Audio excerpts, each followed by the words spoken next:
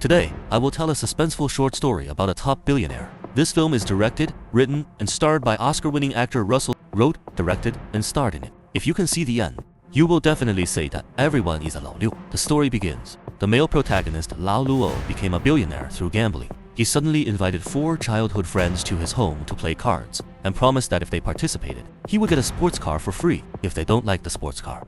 They can also exchange it for $5 million.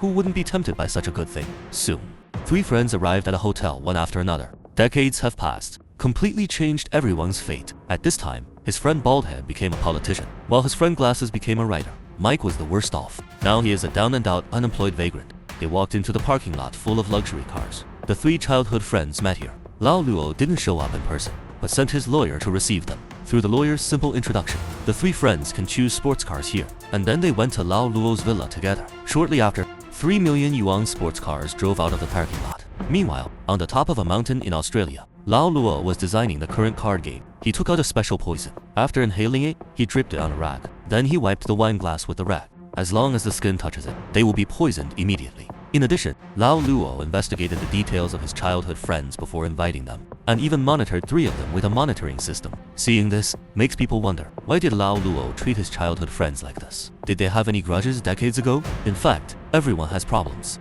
In private, Glasses and Luo's second wife were lovers, and his wife was pregnant with Glasses' child. Although Baldy is a decent, but actually owes a lot of debts.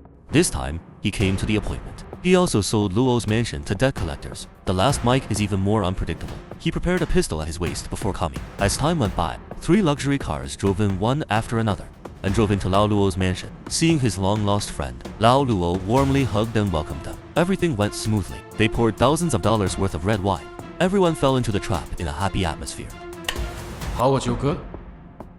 With their own thoughts, everyone sat down at the poker table. Playing cards is just a cover. The purpose is to let the poison slowly penetrate the body. The tense atmosphere stimulated the men's adrenaline. As Lao Luo expected, the poison was spreading rapidly with adrenaline, and soon made the 3 of them feel a little weak. Just then, a man entered the room. His name is Xiao Wai.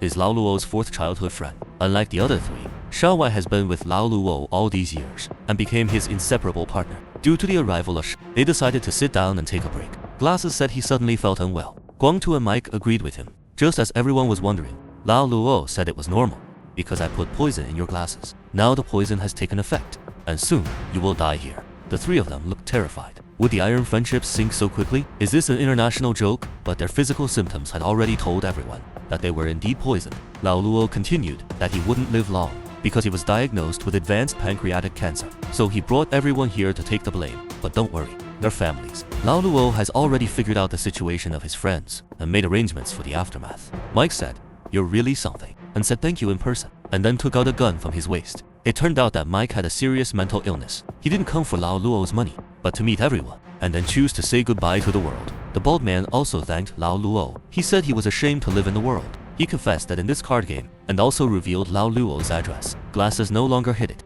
saying that Lao Luo did the right thing, saying that he had been deeply trapped in the pain of friendship, and confessed to having an affair with Luo's wife. After hearing the heartfelt words of his friends, Lao Luo said that none of them would die, because the dose of poison was very small. It was just a scare, just to let everyone speak their minds. As for the situation of Glasses cheating on his wife, Lao Luo already knew it clearly, but he still didn't know about Guangtu's confession. He still didn't know. Just then, an alarm came from the surveillance. It turned out that it was the 3 debt collectors contacted by Baldhead. They had heard that Luo was very rich, so they decided to play the role of robbers and rob the place. Seeing the guns in their hands, Lao Luo led everyone to hide in a nearby secret monitoring room. Someone suggested taking guns and going out to fight, but Lao Luo said there were no spare guns in the villa.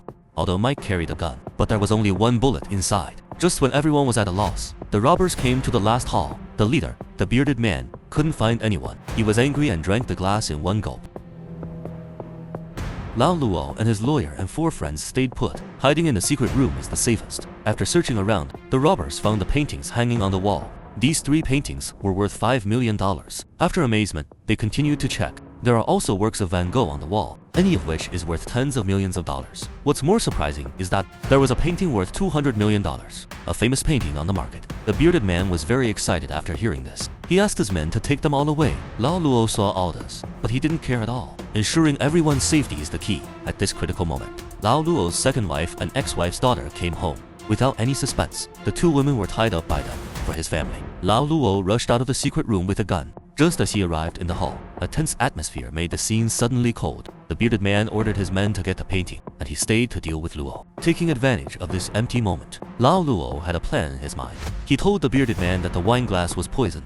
If you want to live, he'd better release the hostages obediently. The bearded man naturally didn't believe it, asking why he put poison in the house for no reason. Lao Luo said his friend had an affair with his wife, so he had this idea. Unfortunately, such a thing happened today. Hearing this, the wife scolded Luo, asking him what he had done to her glasses. The bearded man combined his own symptoms and observed the woman's behavior, and immediately believed Lao Luo's words. After a verbal argument, Dahus said he only wanted money, not murder. As long as Luo provided the antidote, he would release the hostage. Lao Luo agreed to the deal. He put down his pistol and opened the safe behind him. He just took out several stacks of dollars. The bearded man greedily took them. Just as Luo took out the serum, the bearded man suddenly attacked and pinned Lao Luo firmly under him. He was afraid that Lao Luo would play tricks, so he injected the antidote into his thigh first. After doing all this, he left the hall and prepared to escape quickly. Meanwhile, several friends sneaked out. They raided 2 of the bearded man's men, but in the chaos, a fool fired a shot.